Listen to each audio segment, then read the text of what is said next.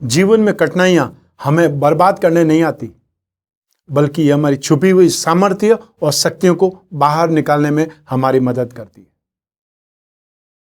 असफलता आपको तब तक नहीं मिल सकती जब तक आपकी सफलता पाने की इच्छा मजबूत है। नमस्कार, मैं हूं कमल श्रीमाली। आप सभी का बहुत बहुत स्वागत करता हूं आपके अपने चैनल में। और सूर्य के राशि परिवर्तन में अर्थात सूर्य के वृश्चिक राशि में प्रवेश पे आपकी राशि पर क्या फल पड़ेगा, आपकी राशि पर क्या असर होगा, इसके विशेष एपिसोड में। यह जो गोचर है यह सिर्फ आपकी राशि के अनुसार है और यह सब सूर्य का ही गोचर है। दूसरे ग्रहों का क्या इंपैक्ट सम्मिलित पड़ेगा यह सिर्फ मासिक राशिफल में हम बतलाते हैं। यह राशिफल या यह एपिसोड सिर्फ सूर्य के गोचर फल का ही है, यह ध्यान रखिएगा। ज्योतिष में सूर्य को नवग्रहों का राजा और जगत का पिता कहा गया है। सूर्य के बिना पृथ्वी पर मानव जीवन का अस्तित्व संभव ही नहीं है। सूर्य की शक्ति से ही समस्त ग्रह चलायमान है। श्रीमद् भागवत गीता में सूर्य को सूर्य नारायण के नाम से संबोधित किया गया है और वेदों में सूर्य को संपूर्ण जीव जगत की आत्मा माना गया है। यदि किसी व्यक्ति की कुंडली में सूर्य की स्थिति शुभ और अच्छी होती है तो व्यक्ति के जीवन में हर कार्य में सफलता मिलती है, क्योंकि वैदिक ज्योतिष में सूर्य को आत्मा, आपके पूर्वज, आपके पिता, सफलता, सरकारी सेवा प्रदान करने वाला, राजशाही, गौरव दिलवाने वाला और विभिन्न स्थानों पर उच्च पद की प्राप्ति कराने वाला ऐसा कारक माना गया है। ऐसा व्यक्ति वैभवशाली जीवन व्यतीत करता है। वहीं सूर्य के अशुभ प्रभाव से मान सम्मान में कमी, आत्मविश्वास में कमी, पिता को कष्ट या पिता के सुख में कमी, पिता से वैचारिक मतभेद, सरकारी कामों में बाधा और आंखों के रोग परेशान करते हैं। आंखें बहुत जल्दी कमजोर हो जाती हैं। कुंडली में मौजूद सभी 12 राशियों में से केवल एक ही राशि सिंह राशि का स्वामित्व सूर्यदेव को प्राप्त है और इसके साथ में सूर्यदेव कृतिका, उत्तरा फाल्गुनी और उत्तराषाढ़ा नक्षत्रों के स्वामी हैं। सूर्यदेव मेष राशि में उच्च अवस्था में माने जाते हैं, जबकि तुला इनकी नीच की राशि मानी जाती है। चंद्रमा, मंगल और बृहस्पति सूर्य के मित्र माने जाते हैं। बुध ग्रह सूर्य के लिए सम है तथा शुक्र और शनि को सूर्य का शत्रु माना जाता है। राहु और केतु भी सूर्य के शत्रु ही है। समस्त संसार को उत्तम आरोग्य अर्थात उत्तम स्वास्थ्य और जीवन प्रदान करने वाले सूर्यदेव 16 नवंबर 2020 को प्रातःकाली सुबह 6:52 पर अपनी नीच राशि तुला से निकल करके छोड़ करके अपनी मित्र राशि वृश्चिक में प्रवेश कर जाएंगे। यह एक जल तत्व और स्थिर स्वभाव की राशि है। इस प्रकार एक अग्नि तत्व प्रधान सूर्य का प्रवेश जल तत्व प्रधान राशि में होगा। क्योंकि अग्नि तत्व प्रधान ग्रह का गोचर वृश्चिक राशि में हो रहा है, इसलिए वैवाहिक जीवन में रोमांस की अधिकता हो सकती है। आइए अब बात करें वृश्चिक संक्रांति का महत्व। सूर्यदेव जब मंगल की वृश्चिक राशि में प्रवेश करेंगे, इस अवस्था को सूर्य की वृश्चिक संक्रांति कहा जाता है।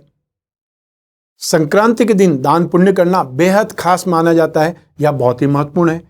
इसलिए बहुत से लोग इस दिन भी वस्तुएं और खान पान की वस्तुएं जरूरतमंदों को, गरीबों को, अभावग्रस्त लोगों को दान करते हैं।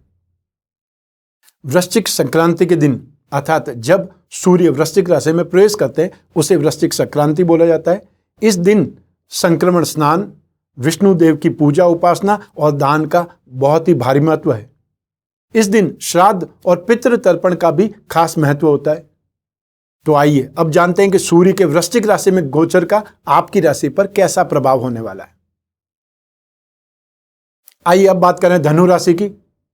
सूर्य आपकी राशि से भाग्य के अधिपति होते हैं, इसको भाग्येश बोलते हैं और 9th हाउस से भाग्य का, भाग्योदय का, धर्म, लंबी दूरी की यात्राएं या तीर्थ यात्राएं और जो भी गुरुतुल्य लोग हैं उनका विचार किया जाता है। भाग्य सूर्य आपकी राशि से 12th हाउस में, एक्सपेंसेस हाउस में प्रवेश करेंगे और द्वादश भाव होता है या 12th हाउस होता है खर्च का, नाश का, विदेश यात्राओं का, अपमान अपयश का। इसलिए आपको कुछ सावधान भी रहना पड़ेगा। और ऐसी स्थिति में सूर्य के इस गोचर काल के दौरान स्वास्थ्य पर कुछ नेगेटिव इंपैक्ट पड़ सकता है। इसलिए स्वास्थ्य संबंधी मामलों में लापरवाही आपके लिए डेंजरस हो सकती है। आपको अपने काम में बहुत ज़्यादा व्यस्तता रहेगी, बहुत बिजी शेड्यूल रहेगा और इस कारण आपकी परिवार से दूरी भी बन सकती है। इस गोचर काल के दौरान कोई भी ऐसा काम नहीं करना है जिसका परिणाम आपके मान सम्मान की हानि के रूप में सामने आए। अतः नेगेटिव कर्म या किसी की इंसल्ट वो तो नहीं ही करनी। आपको अपने एनिमीज से, अपने विरोधियों से भी सावधान रहना पड़ेगा और आपको अपने उन मित्रों से भी सावधान रहना चाहिए जो आपसे उधार की मांग कर रहे हैं, कि उन्हें भी अपना पैसा उधार देने से बचना पड़ेगा। ऐसी स्थिति में आपको थोड़ा सा एक प्रकार से सोच विचार करके शब्दों का प्रयोग करना पड़ेगा कि मैं कोशिश कर रहा हूं। तो ऐसी स्थिति में आप ये बोल करके बच भी सकते हैं कि मैं कोशिश करूंगा, आप भी अपनी कोशिश जारी रखिए। तो ऐसी स्थिति में यदि नहीं दे पाए तो भी आप बोल सकते हैं कि मैंने कोशिश की थी लेकिन हुआ नहीं। यदि आपने अपने दोस्तों के साथ में कोई मनमुटाव है तो उसे तुरंत दूर कर लें और बात को अधिक नहीं बढ़ाना है।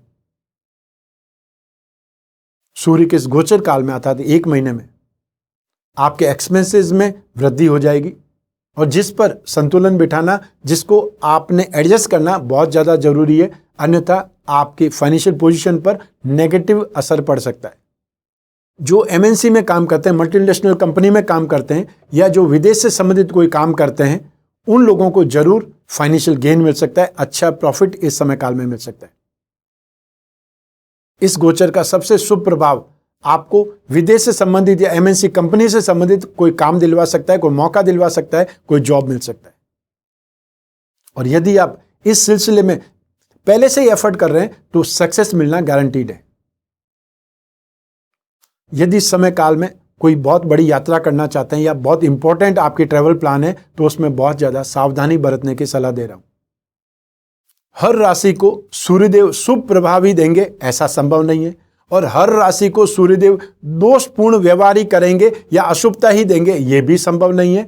तो ऐसी स्थिति में जिन जिन राशि वालों को, जिन जिन राशि के जातकों को, लोगों को सूर्य का नेगेटिव इंपैक्ट होगा या नकारात्मक उनको प्रभाव जिनको प्राप्त होगा, उन लोगों को सूर्य दोष निवारण के उपाय करने चाहिए। और यूं भी आप यदि वर्ष भर सूर्य दोष निवारण के उपाय करते रहेंगे तो जब भी सूर्य नेगेटिव आएगा आपके ऊपर उसका असर बहुत कम होगा या नहीं होगा, और जो सूर्य शुभ है उसका असर आप पर ज्यादा होगा। तो ऐसी स्थिति में सबसे पहला उपाय द्वादश आदित्य कवच धारण करने का। सूर्य 12 हैं, अर्थात हर माह जो सूर्य चेंज होता है उसका कोई न कोई नामकरण है और इसीलिए द्वादश आदित्य है, अर्थात 12 प्रकार के सूर्यों का शुभता धारण करने के लिए आप ये कवच बनवा करके धारण कर सकते हैं। और जिनकी कुंडली में सूर्य महत्वपूर्ण है, अर्थात त्रिकोण का अधिपति है, आपकी राशि का अधिपति है या आपके लग्न का अधिपति है, तो ये और ज्यादा आपके लिए बेटर हो गया, शुभ हो गया। सूर्य यंत्र के साथ में माणिक्य जड़वा करके आप लॉकेट के रूप में भी धारण कर सकते हैं। सूर्य नारायण यंत्र की स्थापना करके पूजा कर सकते हैं या नवग्रह दोष निवारण यंत्र की स्थापना करके पूजा करें ताकि सभी ग्रह दोषों का निवारण एक साथ में भी हो सकता है।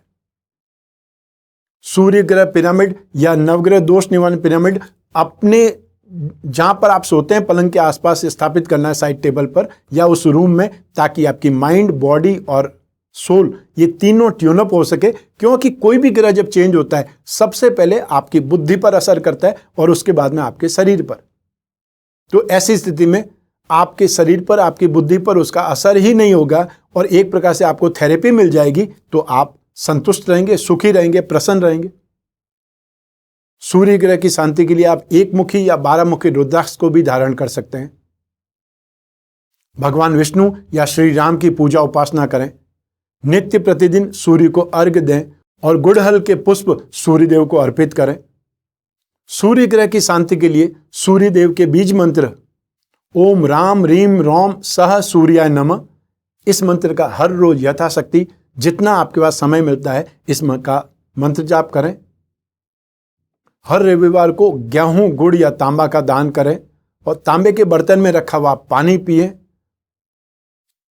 और आपके घर में या जहां पर भी आप सबसे ज्यादा स्थित होते हैं, बैठते हैं, वहां पर एक तांबे का सूर्य का चिन्ह बना करके लगाएं, अर्थात आपके घर के ऐसे एटमॉस्फेयर में ये सूर्य का चिन्ह आपको पॉजिटिव स्ट्रेंथ, एनर्जी देता रहेगा। तो सूर्य के गोचर का एपिसोड बस यहीं तक। मैं आशा करता हूं कि ये सूर्य का गोचर आपके जीवन में शुभता लाएगा, स्वास्थ्य लाएगा और आपके जीवन में समृद्धि की बहार लाएगा। साथ ही साथ एक विशेष सूचना भी है कि लॉकडाउन का समय लगभग समाप्ति की ओर है और हम भी अपना शेड्यूल वापस कंटिन्यू कर रहे हैं। अर्थात 21 नवंबर 2020 से मैं आप लोगों से वापस रूबरू मिलूंगा। 21, 22, 23 को मैं बंबई में मिलूंगा, फिर वापस 27 और 28 को हम दिल्ली में मिलेंगे।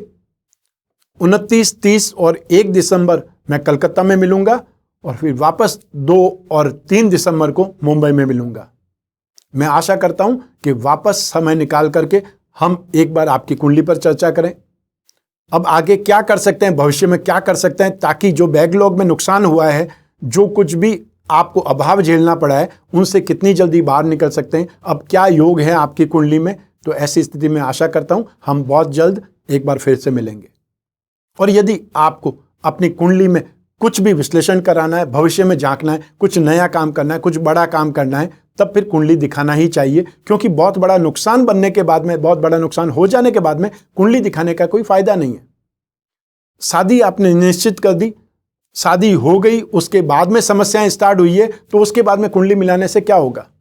तो ऐसी स्थिति में शादी होने से पहले कुंडली मिलाना ज्यादा बेटर है। कोई बिजनेस स्टार्ट करने से पहले कुंडली दिखाना ज्यादा बेटर है, और अपनी संतान को कोई कैरियर में डालने से पहले कुंडली दिखाना ज्यादा बेटर है, ताकि आप जो नेगेटिव संभावनाओं को पहले से तलाश कर सकें, कौन सा रास्ता उसके लिए सही है, कौन सा कैरियर सही है, या आपको आगे आने वाले समय में, आगे आने वाली दशा में क्या ध्यान रखना है, क्या सावधानी रखनी है, ये सब आपकी कुंडली बतला सकती है। और उपाय की आवश्यकता होगी तो उपाय भी बतलाएंगे, लेकिन सबसे बड़ा उपाय समय होता है। समय अगर सही है तो जो आप करेंगे वो सब सही होगा, और समय अगर खराब है तो जितना भी मेहनत करेंगे वो पानी में चली जाएगी। ऐसी स्थिति में समय निकालिए और अपनी कुंडली चेक करवाइए। आज इस एपिसोड में बस इतना ही। स्वस्थ रहें, प्रसन्न रहें, अपना अपने परिवार का बहुत बहुत ख्याल रखें। आप सभी को मेरा नमस्कार, बहुत बहुत शुभकामनाएं। ईश्वर आपकी रक्षा करे, सूर्य नारायण आपकी रक्षा करे। बहुत बहुत धन्यवाद, शुभकामनाएं।